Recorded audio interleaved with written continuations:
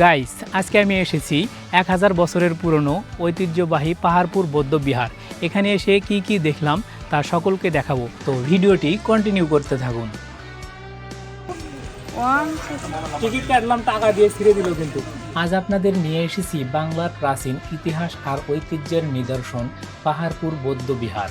এটি বাংলাদেশের নওগাঁ জেলার বদলগাছি উপজেলায় অবস্থিত এবং এটি শুধুমাত্র বাংলাদেশে নয়, গোটা দক্ষিণ এশিয়ায় অন্যতম বৃহৎ বৌদ্ধবিহার। পাহাড়পুর বৌদ্ধবিহার, যার প্রকৃত নাম সোমপুর বিহার, 8ম শতকে পাল রাজা ধর্মপাল কর্তৃক প্রতিষ্ঠিত হয়েছিল। এই স্থাপনাটি একসময় ছিল একটি আন্তর্জাতিক খ্যাতিসম্পন্ন বৌদ্ধ শিক্ষা প্রতিষ্ঠান। তখনকার দিনে চীন, তিব্বত, এমনকি শ্রীলঙ্কা থেকেও ভিক্ষুরা এখানে জ্ঞান অর্জন করতে আসতেন। এখানে প্রাচীন ইটের কারুকাজ, পোড়ামাটির ফলক, মূর্তি ও স্তম্ভের ভগ্নাংশে এখনও সেই সময়ের শিল্পকলা নিদর্শন দেখতে পাই।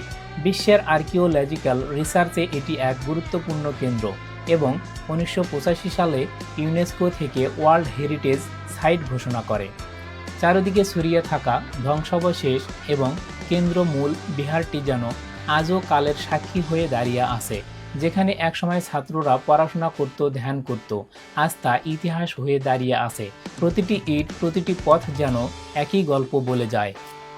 এখানে একটি ছোট মিউজিয়ামও আছে, যেখানে আপনি দেখতে পাবেন বিভিন্ন প্রাচীন নিদর্শন, পোড়ামাটির ফলক, মূর্তি ও প্রত্নতাত্ত্বিক সংগ্রহ। এছাড়াও পাহাড়পুর একটি খুবই মনোরম, সবুজে ঘেরা পরিবেশ। পাখির ডাক আর বাতাসে মিশে থাকা ইতিহাসের গন্ধ যেন আপনাকে অন্য জগতে নিয়ে যাবে। এই সফর শুধু এক ভ্রমণ নয়, ইতিহাসের সাথে এক অন্তরঙ্গ সংলাপ।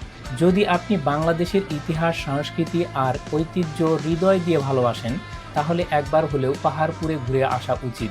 এখানে ঘুরতে এসে একটা চাবি পাওয়া গেছে, হয়তো কারো বাইকের চাবি। তো এই চাবিটা আমি কর্তৃপক্ষকে দিয়ে দিব, যার বাইকের চাবি সে এসে অবশ্যই নিয়ে যাবে। ভিডিওটি ভালো লাগলে লাইক, কমেন্ট ও সাবস্ক্রাইব করতে ভুলবেন না। আর হ্যাঁ, নিচে কমেন্টে অবশ্যই জানাবেন আপনি এর আগে পাহাড়পুর গেছেন কি না, অথবা যেতে চান কি না। তো দেখা হবে নতুন এক ভ্রমণ কাহিনী নিয়ে। সেই পর্যন্ত ভালো থাকুন, সুস্থ থাকুন। আল্লাহ হাফেজ।